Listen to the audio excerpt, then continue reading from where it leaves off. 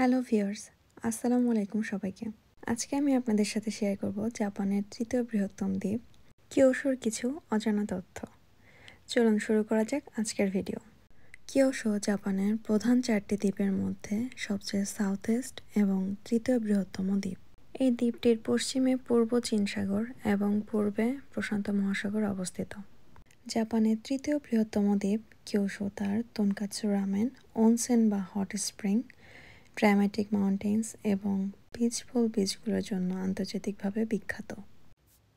ওইতা প্রিফেকচারটি জাপানের কিয়োশোর কেন্দ্রস্থলে অবস্থিত। ওইতাতে উঁচু পাহাড়ের ধারে অবস্থিত অনেক প্রাচীন গ্রামও রয়েছে। আজ আমি আপনাদেরকে ইউরোপিয়ান স্টাইলে তৈরি একটি প্রাচীন গ্রামের সাথে পরিচয় করিয়ে দিব, যা হলো ইউফেন ফ্লোরাল ভিলেজ। এই গ্রামটি ইন্সপায়ার্ড বাই ইংল্যান্ডের কটসওয়াল্ড রিজন। প্রাচীন পাথরের এই ঘরগুলির রং হানি ইয়েলো কালার।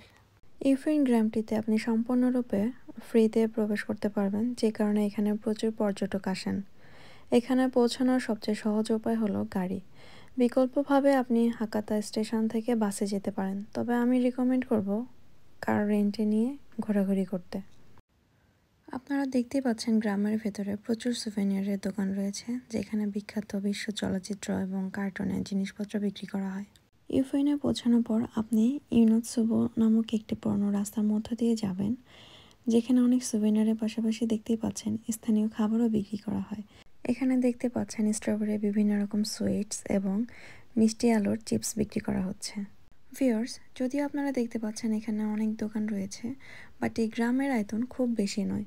পুরো গ্রামের ছবি তুলতে, ভিডিও করতে আপনার খুব বেশি সময় লাগবে না। আমি এখানে বিভিন্ন সুভেনিয়ারের দোকানগুলোতে ঘুরে ঘুরে দেখছিলাম, তারই কিছু ক্লিপস আপনাদের সাথে এখন শেয়ার করছি। আমার কাছে এই দোকানটির সবগুলো সুভেনিয়ার দেখতে খুব ভালো লাগছিল, খুব সুন্দর, কেমন ডিজনি ডিজনি ফিল হচ্ছিল। সুভেনিয়ার শপ থেকে বের হওয়ার পর ফুলের একটি গার্ডেন দেখি। এখানে নানান রঙের ফুল ফুটেছিল। ফ্লাওয়ার গার্ডেনের পাশেই খুব সুন্দর কিউট তোতরি স্টোর দেখতে পাই। এটা আমার কাছে খুব ভালো লেগেছে।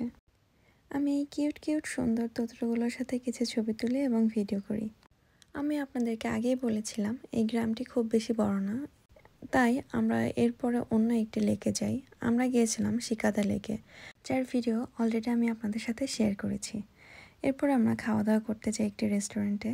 এটি জাপানিজ অথেন্টিক একটি রেস্টুরেন্ট ছিল। এখন যে খাবারটি দেখতে পাচ্ছেন এর নাম সাজায়া সুবেয়াকি।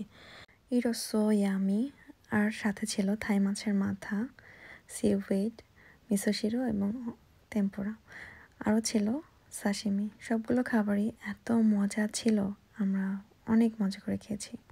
এই ছিল আজকের ভিডিও। সবাই লাইক, কমেন্ট, শেয়ার দিয়ে পাশে থাকবেন। ধন্যবাদ সবাইকে। আসসালামু আলাইকুম।